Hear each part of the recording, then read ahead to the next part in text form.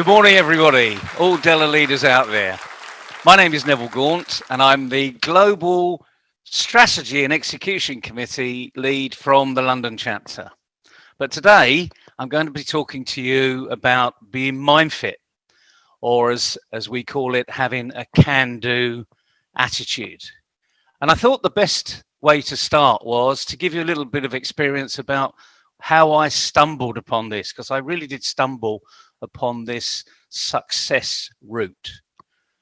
And it all came from my corporate life, volunteering for everything, doing lots of strategic and also low-level type implementation roles. As an accountant and a corporate strategist, I would get involved in all sorts of things, including M&A activity of the organization, standing up and defending the organization when we were challenged by a predator, and equally agreeing to a takeover where it was in the best interest of shareholders. So I've had a fairly varied career, including on one occasion building a golf course. So now I think I better tell you what Mindfit is. Well, Mindfit is building corporate leaders at the C-suite. It's about helping them develop a can-do attitude so that they can eradicate or eliminate what we call behavioral waste, which are can't do and won't do behaviors in organizations, and replace them by positive, productive attitudes. So let me explain what a can-do attitude is, because there are four elements, and no matter what we do, wherever we are, whether we're in the business, playing sports, or at home with a family, all of these four elements are consistent. And we call them the four brains that are in constant context. One is our thinking brain. One is our social brain. Another one is our feeling brain. And the last one is that motivates us all for doing anything is our driving brain. What's the purpose? And if all of these four brains have got a positive nature, then you have a can-do attitude. So it's to be able to think effectively and appropriately, to be emotionally competent and resilient, not have emotional intelligence. That's way beyond what you need. It's emotionally competent and resilient. It's to be driven by a real sense of purpose. And I can't stress this more these days because we've all heard, and indeed Jimmy Mistry talks about having a purpose. We're purpose driven. It's our social context of the whole Della Leaders group. So that's why this fits in very nicely and very easily with our social impact arena. And the last one now, I think our social brain is how we connect with others. But it's not just connecting, it's having that meaningful connection with other people. Now, if you put all those four together and they're all positive, you have a can-do attitude, which is great because it doesn't mean to say you know how to do things, but what it does mean to say you're in the growth mindset to be able to listen to other people and find out what is needed to do certain things. But if any one of those four are negative, what happens is you go backwards. Because, for instance, if you don't feel brilliant and you've got a really exciting project ahead of you, but you feel down, that's a negative feeling, and it will just bring down you as a person in that project. You won't achieve your optimum. You won't be a willing candidate, a willing person to think differently. You might even have a headache. So consequently, what you've got to do is break that cycle. And this is all about behavioral waste is a result of having one negative element of those four in place. Now, I've been speaking a little bit about the Mindfit arena, having that growth attitude at the board level. But what I've found over the last 20 years, and to be honest, if I were to think back further into my corporate career, I saw it in abundance then. It was that lack of of common sense, I suppose you might call it.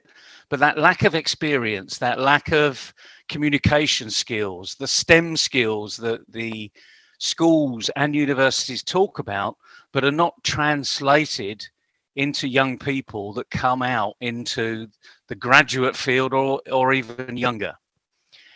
And so we created the bite-sized chunk element of Mindfit, which is in essence a workshop-driven coaching process. And we created Your Passport to Grow. In essence, it's exactly the same as Mindfit, but it's just bite-sized chunks. So just like going to school, you go to school for nearly 14 years and you do maths for 14 years, and every year you layer on a level of complexity. Well, the reality of life is we don't layer on any complexity when it comes to STEM skills, communication, collaboration, leadership, integration, all of those basic skills that we assume are built at school, but the reality is they're not. And equally, we know in corporate life that these networking skills, these fundamental networking skills, they're not built naturally either, unless you really take them on board. So although you've got a very big network, perhaps, and you go to regular meetings, there's only a few people that really work the network, as it's said.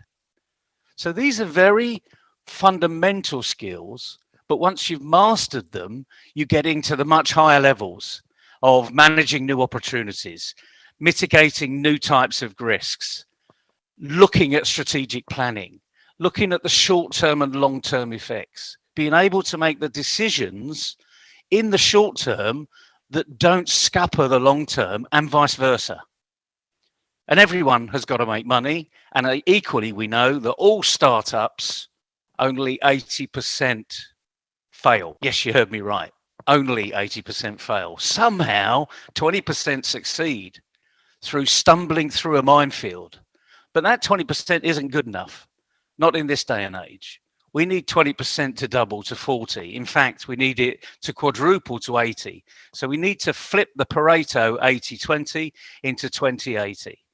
So that all people that start on this entrepreneurship journey, only 20% fail.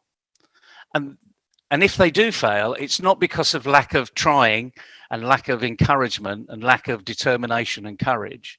It's because it may be the wrong product in the wrong place at the wrong time. But that doesn't mean to say it's the wrong product or service.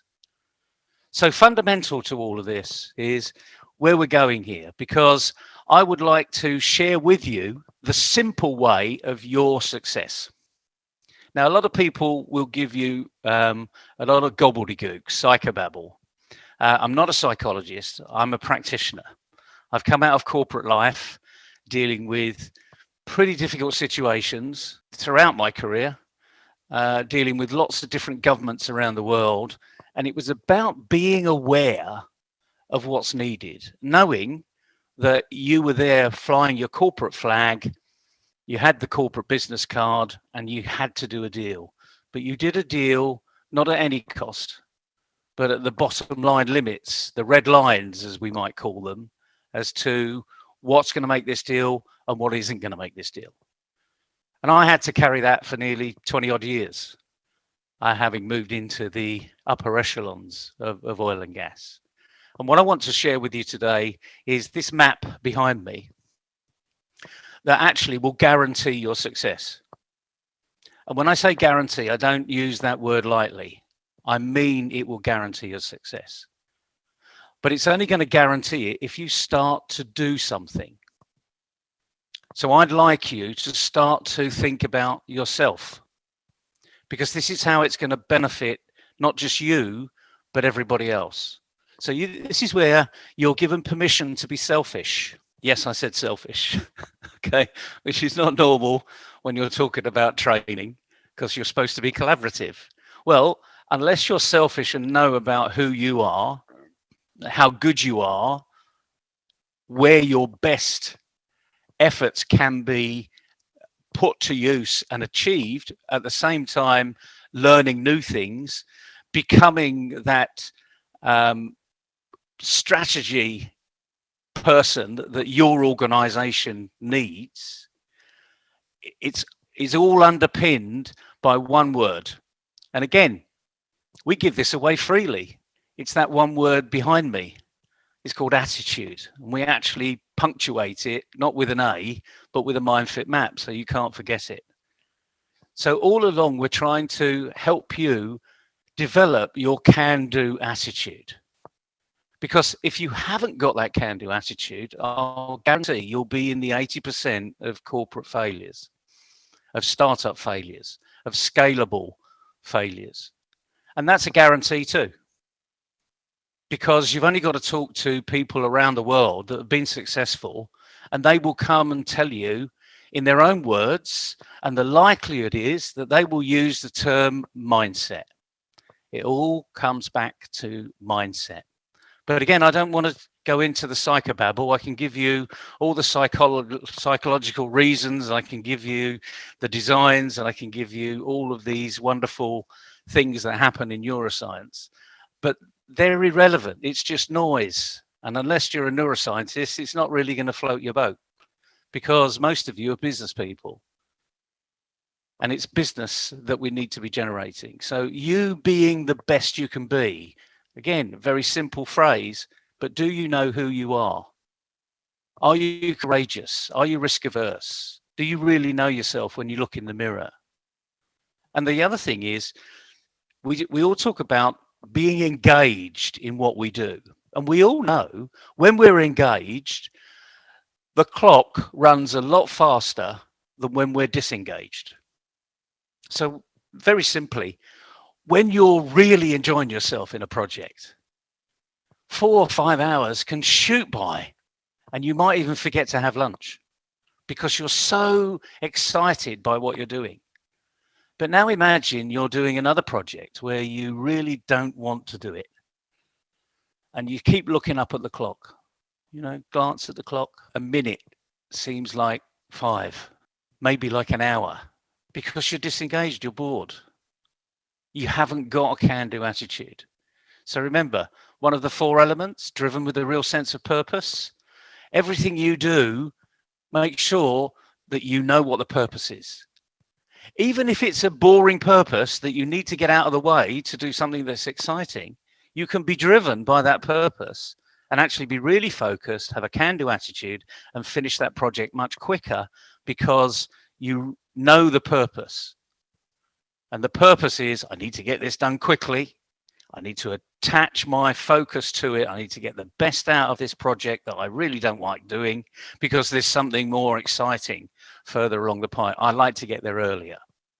So this isn't rocket science, and it's a practical, pragmatic way of looking at things the way we do. And now what I'd like to do is help you on that journey. Because there's no point in listening to me to say, well, that's all great. You know, he's now going to say you need to come on our course and you're going to cost a fortune. Well, no, you don't need to come on a course, frankly. And this won't cost you a fortune. And you can download it and we'll send it out as part of this video. But you can download this book, Everything You Should Have Learned at School But Didn't. There's a lovely knowledge tree at the bottom, but the knowledge tree at the bottom is nothing to do with academic knowledge. It's got everything to do with this particular version. This first volume of the book is about building the right attitude and improving your soft skills. And there are 25 chapters, 27 contributors, a large appendix, as you would expect in a book about everything you should have learned at school but didn't. The appendix is literally about your soft skills at interview and building your CV. And yes, what we're doing here is starting that process on. It doesn't mean you're building a CV to find that new job. It's actually you're building a CV so you understand who you are. I call it a living CV, as I used to call corporate plans living plans, because they're alive. They're not fixed, they move, they're adaptable, they're agile, and that's what your living CV needs to be. In each of these I encourage you to download it. I will give you the link. I suggest in the first instance, it's 130 pages. There are 27 contributors, but don't read the whole thing. Just read the first 10 pages. That will get you through the introduction, through the preface, how to use the book, the foreword of the book, which is an eminent trainer in Asia who's written the foreword, and it will get you through the first chapter. And if that excites you, which I hope it does, then you'll be able to read the rest of the chapters. But please don't rush these things. You did maths for 14 years at school. You can't be a communications expert in 5 days just by reading a book and doing a few little examples. So you need to give yourself a break. Recognize this is your long-term future. I'm 63. If you spin that 36, you could be 36 and listening to me. So you've got, if you work the maths, another 27 years to get to where I am. And I'm no expert by any stretch of the imagination, but it is about an education for life.